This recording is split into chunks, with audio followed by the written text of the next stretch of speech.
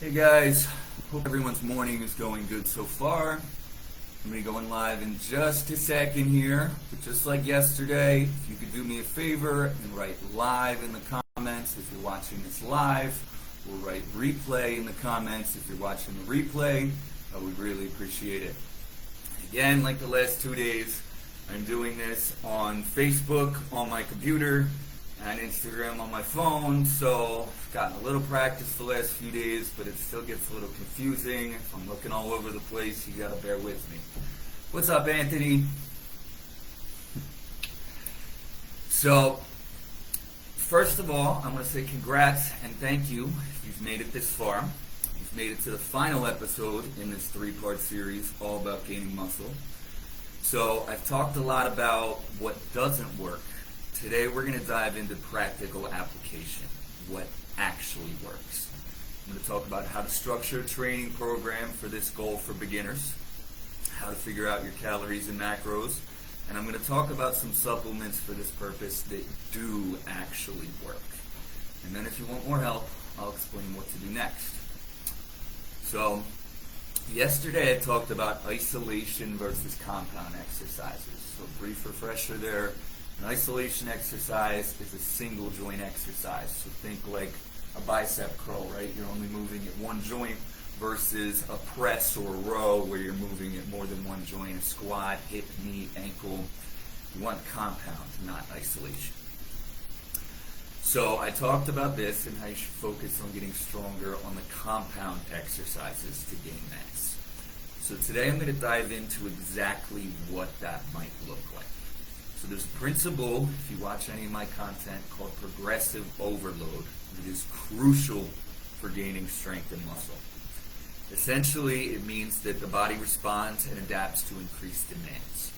So if you keep doing the same amount of weight on the same exercise for the same amount of reps, with the same tempo, with the same rest periods in between, you're not giving your body any stimulus that it needs to change and adapt, right? That it needs to do something to handle what you're doing to it. If you are continually trying to increase the weight used or the amount of reps performed from workout to workout, the body recognizes this increased stimulus and adapts accordingly, right? It's kind of like, this crazy bastard keeps putting more and more weight on our back every week. We got to get stronger to deal with that. So to break down what this looks like, let's start with the barbell squat, because this is arguably the most important exercise for gaining mass, in my opinion, right up there with the deadlift. Yes, that's right, I did not say bench press anywhere in that statement for those of you listening. So first you want to get your form down, obviously, right? You don't want to get hurt later. So with the squat, you want to practice with just your body weight. You want to make sure your movement mechanics are right. Take a video of you from the side doing it. If you'd like a critique on that, take a video of it and send it to me in a message. It'll take me 2 minutes to tell you if you're doing it right and give you some tips. So once you've got this down, you want to practice your form with the empty bar.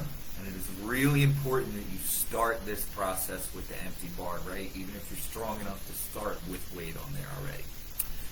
So once you've got all this down, you're going to want to pick a set and a rep scheme. So to start with, let's say 3 by 10. That means 3 sets of 10 reps with 60 seconds rest in between. So you would do this 3 times per week, Monday, Wednesday, and Friday. On Monday, your first workout, you would start with just the empty bar, which is 45 pounds. Now, thanks Evan, good to see you too. So if you do all 3 sets of 10 reps, you successfully complete them, good form, then Wednesday, when you come back for workout number 2, you will add a 2.5-pound plate to each side of the bar. So now you've got 50 pounds total. You will again do 3 sets of 10 reps. If you successfully get all of those reps, then on Friday, progressive overload, you're going to put another 2.5-pound plate on each side of that bar. So now the total weight is 55 pounds. 3 sets, 10 reps, 60 seconds rest in between. You see how this works? If you get it all down, and Monday when you go back to the gym, how much weight is going to be on the bar? 60 pounds. So this is progressive overload in a nutshell, right? Every time you're just adding a little bit more Now, let's say, one time you go in and you only got 8 reps, right? Because obviously you can't continue at this rate of gain forever, or we'd all be squatting 1,000 pounds, and that's just not the case.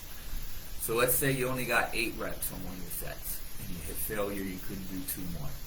You would triple your rest period, meaning now you'd be resting for 3 minutes instead of 1. And you would repeat again for your next 2 sets. You would attempt to get 10 reps. You do not reduce the weight. You keep that weight on the bar, right? You need to give your body the stimulus that it has to adapt. If you reduce that weight, you aren't giving it stimulus that it needs to adapt. The stimulus you're giving it is, this is hard, so we're going to make it easier. Not, this is hard, so we need to get stronger to keep up. Right? So, if you fail at the same weight for 3 workouts in a row, you would reduce the weight by 20% on your next workout and work your way back up that same 5 pounds at a time. Now, this set and rep scheme, the 3 sets of 10, is arbitrary and it can be adjusted based on goals, but for most people, I think this is a great place to start. Resist the urge to change this up. All right, don't do this for 2 weeks and then say, oh no, now I want to start doing some bicep curls and I want to do, no. Stick with this for at least 2 or 3 months, right? Until you've built a solid base of strength, until you've got at least a big boy plate on each side of the bar, right? And that'll happen faster than you think. I've had trainees that started with the empty bar and had 135, that's a big boy 45-pound plate on each side before they knew it. You do this 3 times a week, you can get there easily. So this is what initially worked for me. When I did it, it was 5 sets of 5 reps was my program. So that's training. Now we're going to dive a little bit into nutrition. So like I said in video number 1, this is the most important piece to gaining muscle and gaining strength. You do everything else right, but if this piece isn't right, you are going to get absolutely 0 results. So first and foremost, I'm just going to get this out of the way. You gotta track your food. Because if you're not tracking it, you don't know how much you're eating. Alright, I'm sorry, there's no way around that. There's a free app I recommend for all clients for this purpose. It's called MyFitnessPal. It's like the gold standard in the fitness industry. They have a paid version they'll try to get you to buy. You don't need it. The free version is just fine. Sorry, MyFitnessPal. So, you want to calculate what's called your maintenance calories. This is a term used to describe the amount of calories that if you eat in a day, your weight will stay exactly the same, right? The amount of calories to maintain your weight. There's several online calculators that you can use to figure out what your maintenance calories are. And while, look, none of them are going to be exact, they're free. You literally punch in like your height, your weight, how many times you work out a week. It's crude. They're a great place to start. And what you do once you have that number is you track your weight week to week following that calorie target, and you see how it trends. Up, down, or the same, and you adjust accordingly.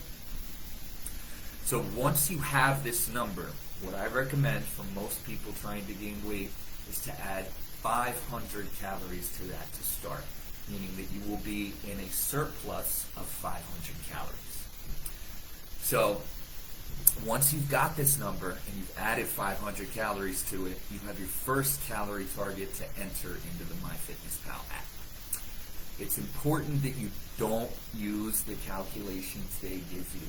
They are crap, and you'll see a little thing at the top where it'll say minus, and it'll calculate how many calories you've burned through exercise, through your steps, it tracks through your phone or whatever.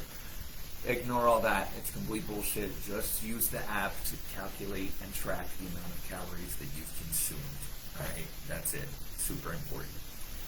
So now it's time to figure out what to make those calories up of. So if you watch my content, you have heard me talk about, you gotta know your macros, guys, to death. So, this is where we dive into that. All calories are made up of macronutrients. Protein, fats, carbs. Every gram of protein has 4 calories. Every gram of carbs also has 4 calories. And every gram of fat has 9 calories. It's much more dense. That's why, like we talked about with the dirty bulking stuff yesterday, Pizza, McDoubles, shit like that is much easier to eat for a higher total amount of calories. That does not mean that that's what you should do. So to gain muscle, you want to shoot for 0.8 to 1 gram of protein per pound of body weight. So just make it a gram per pound. Don't try to do calculations. It's easy. If you weigh 150 pounds, set your target at 150 grams of protein. You basically want the same on carbs. So let's just use a 150-pound person for an example here. You'd want 150 grams of protein, the same, maybe a little bit more on carbs, 150, 175 grams. And then the remainder of your calories you want to come from fats. So it can be tempting to overdo the fats because they're dense and easier to eat. However, like I talked about yesterday, they're also much slower to digest, meaning that you're not going to be able to eat again sooner, right? You probably have to take 4, 5, 6 hours before you eat again if you down a bunch of cheeseburgers or a bunch of pizza. And that's going to reduce your total caloric intake for the day. So I recommend trying to save your foods highest in fat for the end of the day for this purpose, right? That way it's not satiating you all day long. You eat that big surplus of food at the end of the night. You go to bed with a full stomach. So as for what foods to use to make up these targets, for proteins, you want to think lean meats, right? Chicken breast, white fish, egg whites, turkey breast, or lean ground turkey. By lean ground turkey, I mean 99% ground turkey. Okay? Not 85, not 93, 99. A good whey protein powder is great for hitting your numbers here in a pinch. And I'll talk more about this later in this video. We're going to dive into supplements in depth. As far as carbs go, I personally prefer to have clients that are trying to gain weight to eat more white carbs, right? White breads, white rice, bagels, pasta, potatoes. There's nothing wrong with using complex carbs like oats, quinoa, sweet potatoes, etc. Excuse me. Just be aware that they tend to be more satiating per calorie because they have a higher fiber content. So just like the fats, they're going to take longer to digest, meaning it's going to take longer before you're hungry and ready to eat more calories again.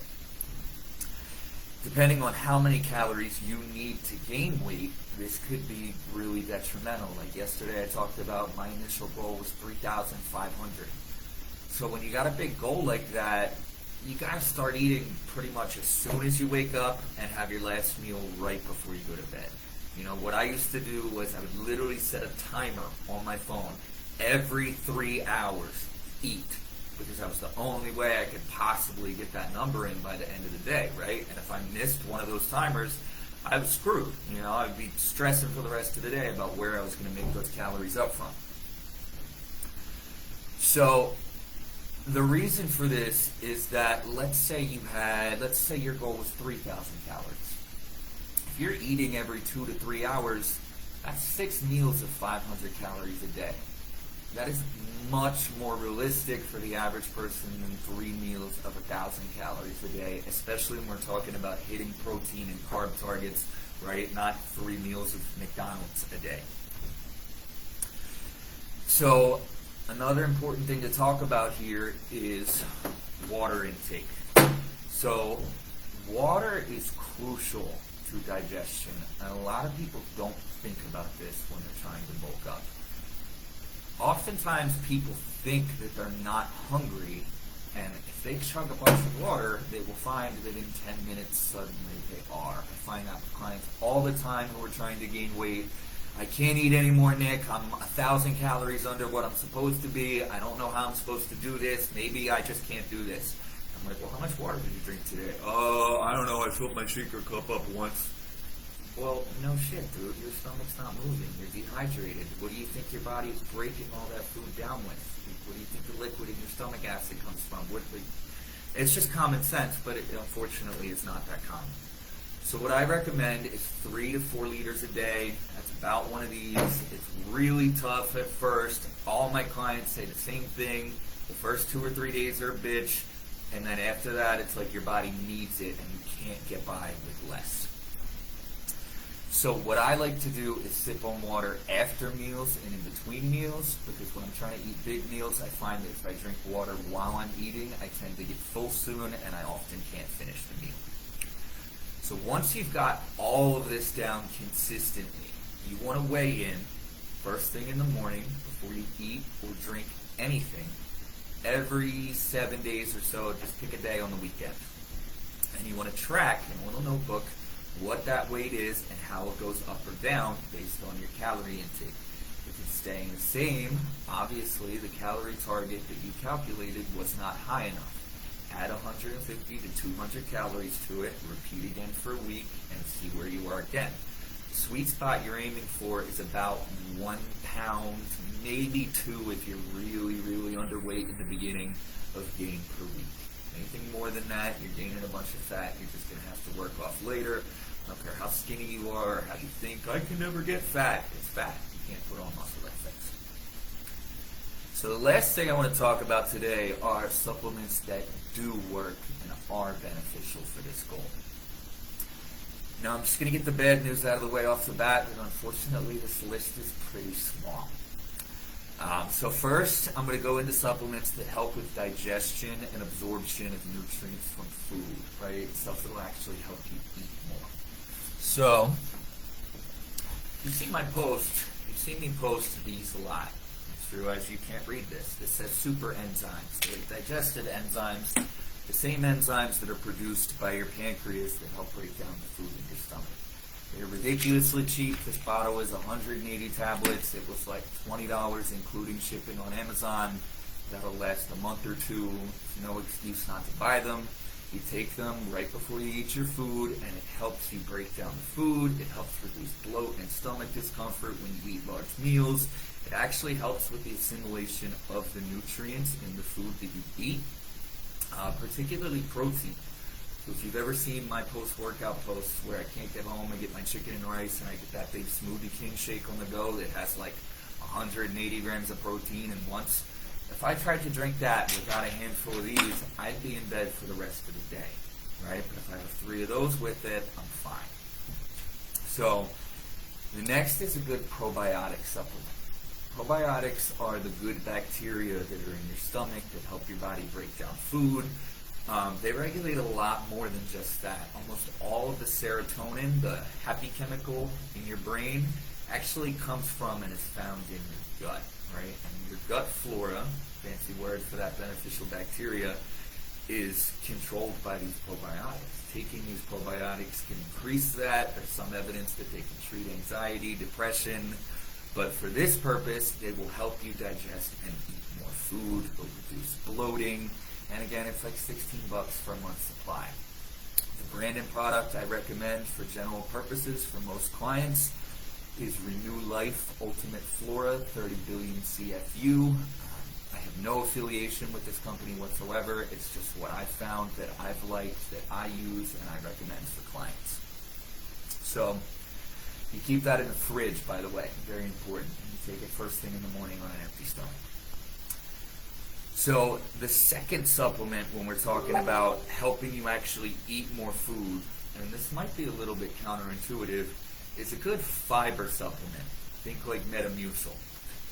So that might seem conflicting because earlier I was talking about complex carbs, fiber, they make you full, it's hard to eat, right? Well, fiber also makes you go to the bathroom. And if you are eating 6 meals, 3,000 or more calories a day, and those calories are not coming out the other end regularly, you're going to be really uncomfortable and it's going to be hard to keep eating those meals. This is another one of those things that when you think about it like that, it's common sense, but almost no one I talk to that's constantly stuffing food into their mouth trying to gain weight is doing this.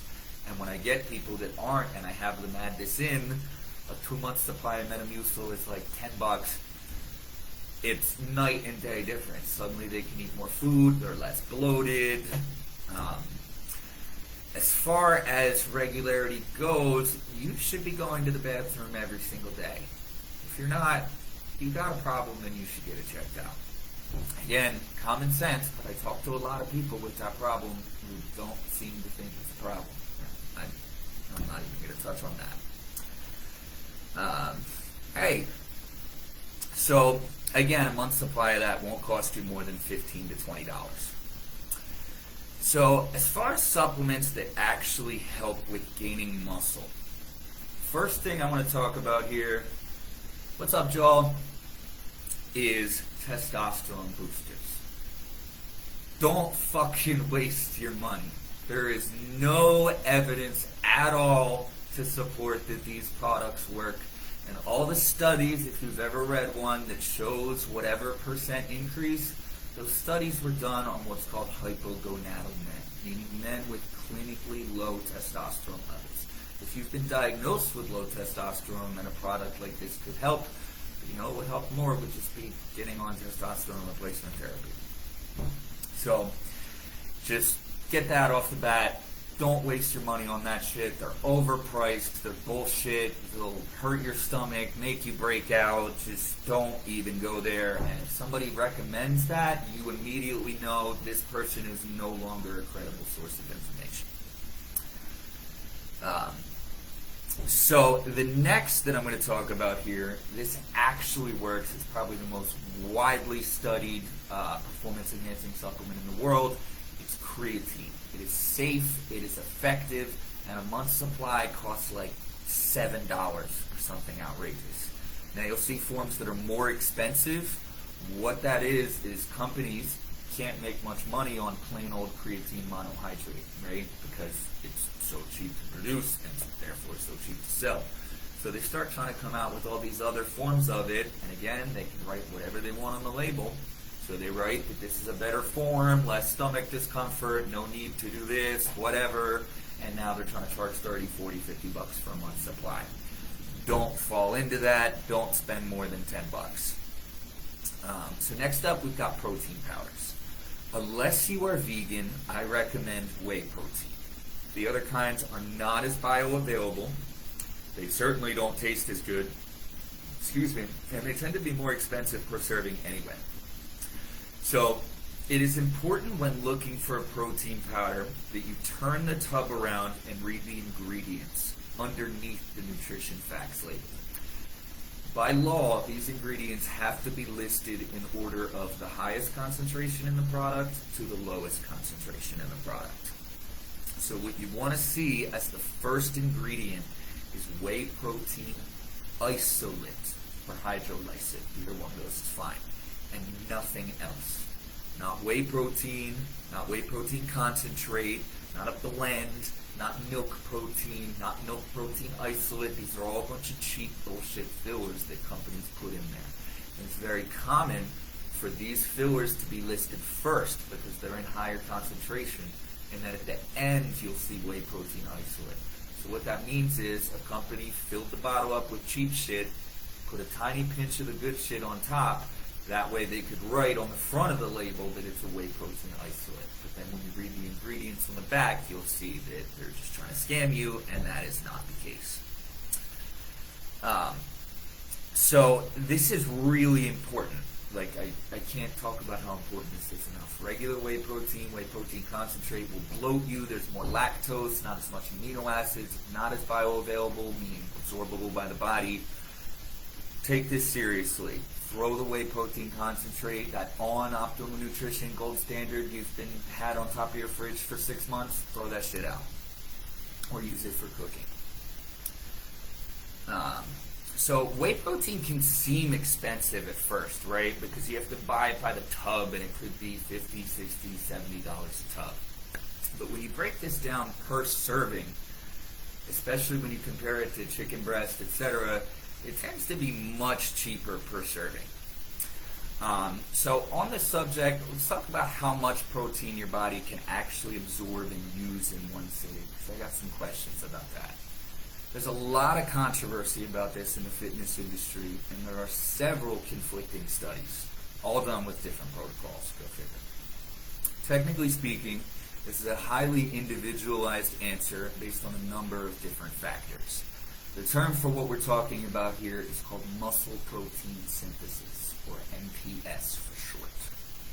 There are ways to increase this. However, for everyday purposes, for the average trainee, you're looking at 35 to 50 grams of protein per meal for men and 25 to 45 per woman. The reason it's different for men versus women is because testosterone directly increases protein synthesis, meaning the amount you can use for this purpose. Men have more testosterone than women, so men have a higher rate of muscle protein synthesis. Again, this is not a one-size-fits-all answer. It's not this black and white is saying that anything more than that won't be utilized. That's not the case. It is the hardest macronutrient for your body to store as fat, so when you're in a surplus and you gotta have some extra, always gonna be your best bet. But for general purposes, 35 to 50 for men, 25 to 45 for women. So, that brings me to the end of this video series, guys. I hope that this was of value to you.